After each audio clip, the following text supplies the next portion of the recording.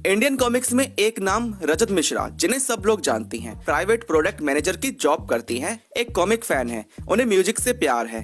उनकी तरफ से आया हुआ गाना मैं हूं डोगा और तक्षक नागराज कॉमिक इंडस्ट्री में बेहतरीन गानों में से एक है, जिस पर आज तक नागराज ध्रुव डोगा पर कोई खास गाना बना नहीं पाया, कुछ एकाध को छोड़कर। फेसबुक पर कॉमिक्स ग्रुप में उनका बड़ा नाम है। किसी भी कन्वर्सेशन में वो एक गुरु बनकर लोगों को अच्छे बुरे की सलाह और समझ देती हैं। इंडियन कॉमिक्स में उनका बहुत बड़ा योगदान रहा है। 1980s के टाइम में उन्होंने 4 साल की उम्र से कॉमिक्स पढ़ना शुरू कर दिया था। उनकी फैमिली में सबको पढ़ने का बहुत शौक था। उनके पास कॉमिक्स का, नॉवेल्स का अच्छा खासा कलेक्शन घर में ही था। उस टाइम कॉमिक्स का दौर था। उनके चाचा गर्मियों की छुट्टियों में कॉमिक्स की लाइब्रेरी लगाया करते थे। वहाँ से रजत सर काम करते थे, कॉमिक्स पढ़ते थे, मजा करते थे। अनलिमिटेड कॉमिक्स एंड बुक्स का खजाना होता था। वहाँ से उन्हें कॉमिक्स की बहुत ज्यादा नॉलेज होनी शुरू हो गई। 1998 में उनका स्कूल खत्म हुआ, आगे उनका कॉलेज शुरू हुआ। वो दिल्ली में आ गई। कुछ साल कॉमिक्स का साथ छूट गया। कंप्यूटर साइंस से वो ग्रेजुएशन कर रही थी। धीरे धीरे वो इंडियन राज कॉमिक्स से जुड़ने लगे। कॉमिक कॉन उनके लिए एक रेवोल्यूशनरी साबित हुआ, जहाँ उन्हें ऐसे 10 तरह के पब्लिशर के बारे में पता चला जो अब भी हैं, उन्हें कोई जानता नहीं था। फेनल comics, holy cow and others. आगे जाकर उन्होंने फेसबुक पेज बनाया, वेबसाइट बनाई, जहाँ वो कॉमिक्स के रिव्यू दिया करते थे। रजत सर को अगर कोई कॉमिक्स से आर्ट पसंद नहीं आता था तो वो उसकी धज्जियां उड़ा देते थे। फिर भी वे पब्लिशर अपनी कॉमिक उन्हें भेजा करते थे। अफसोस उस वक्त राज कॉमिक्स के वीडियोज एंड रिव्यू को लेकर आरसी के अपने नखरे हुआ करते थे। रजत सर ने एक बात कही थी जिसने मुझे बहुत ज्यादा इंस्पायर किया कि रिव्यू वो नहीं जो आपको पसंद आए या ना आए, या हम क्या सोचते हैं। एक असली रिव्यू वो होता है कि कॉमिक्स असल मायनों में है क्या। हमारी सोच कॉमिक के अच्छे बुरे होने से नहीं, कॉमिक्स सच में कैसे बनी है इसे समझाने में होनी चाहिए। अब 2016 जियो आ गया, इंटरनेट हर जगह हो गया। ऐसी कॉमिक्स की सेल एंड उनका बनना काफी कम हो गया। अब कॉमिक्स ऑनलाइन मिलना शुरू हो गई। बुक स्टॉल खत्म से होने लगे। कॉमिक्स का दौर जाने लगा। टेक्नोलॉजी आगे बढ़ने लगी। फैंस दूर होते चले गए। फिर 2020 में लॉकडाउन आया। सब लोग घर में रहने लगे। वहीं से ऑनलाइन लोगों को पता चलने लगा कि कॉमिक्स अब भी आती हैं। कुछ लोग फेसबुक पर ग्रुप में जुड़े। पुराने फैंस वापस आए। 2020 के एंड में राज कॉमिक्स 3 अलग हिस्सों में चली गई। फिर 2021 में संजय गुप्ता ने अपनी अलग से कॉमिक्स निकालना शुरू कर दी, जो अब तक चली आ रही है। फिर भी आरसी सर्वाइव करके आगे बढ़ रही है।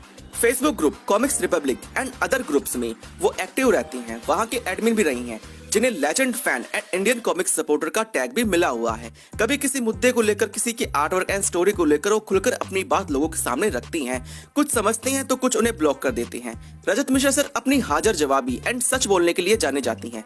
नॉस्टैल्जिया को लेकर उन्होंने कहा था कि पुरानी कॉमिक्स के नाम पर फैंस का काटा जा रहा है। उन्हें इमोशनल करके आरसी अपना बिजनेस कर रही है, जो कुछ हद तक तो ठीक है पर कुछ हद तक ठीक नहीं भी। उनकी तरफ से आई डोगा का कलेक्टर एडिशन, डोगा हिंदू है, उन्मूलन सीरीज के प्राइस बहुत ज्यादा है, जो बिल्कुल जस्टिफाई नहीं करती। ओल्ड साइज में एक गत्ता चिपका कर दिया जा रहा है। प्राइस 800 रुपए के लगभग।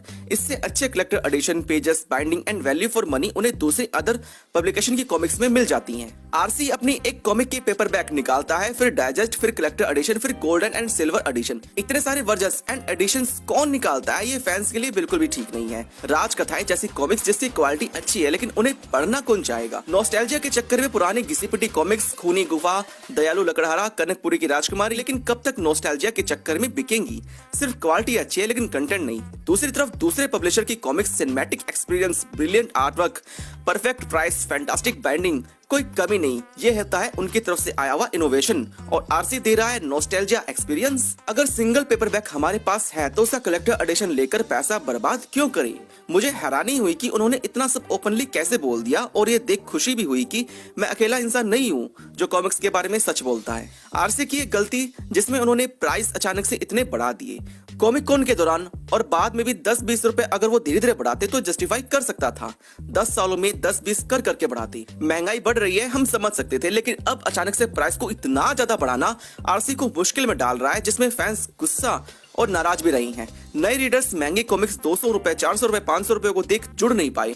10 साल में उन्होंने प्राइस नहीं बढ़ाई, और अब बढ़ाई तो अचानक से इतना बड़ा प्राइस जंप। वही कॉमिक्स को कलेक्ट करके रखने वाले फैंस कॉमिक को कहाँ लेकर जाएंगे? कब्र में लेकर जाएंगे या चिता पर लेकर जाएंगे? जो अच्छा पढ़ने को मिलेगा वो हमेशा तुम्हारे दिमाग में रहेगा और तुम्हारी यादों में रहेगा। जो तुम कलेक्ट कर रहे हो वो आगे जाकर तुम्हारे होने वाले बच्चे बेचकर खा जाएंगे। नई चीजें लाओ, अच्छी कहानियां लाओ। थोड़ा सा खराब भी होता है तो वो कोई बात नहीं, 4 लोग गालियां देंगे, 4 लोग तारीफ भी करेंगे, लेकिन ट्राई करते रहना चाहिए। सो नाउ आज के इस वीडियो में इतना ही। रजत मिश्रा सर के बारे में ये वीडियो डेडिकेटेड है, and thanks to comics animal for some information and content. Keep subscribe Ashish awesome for more knowledgeable content. मिलते हैं अगले वीडियो में।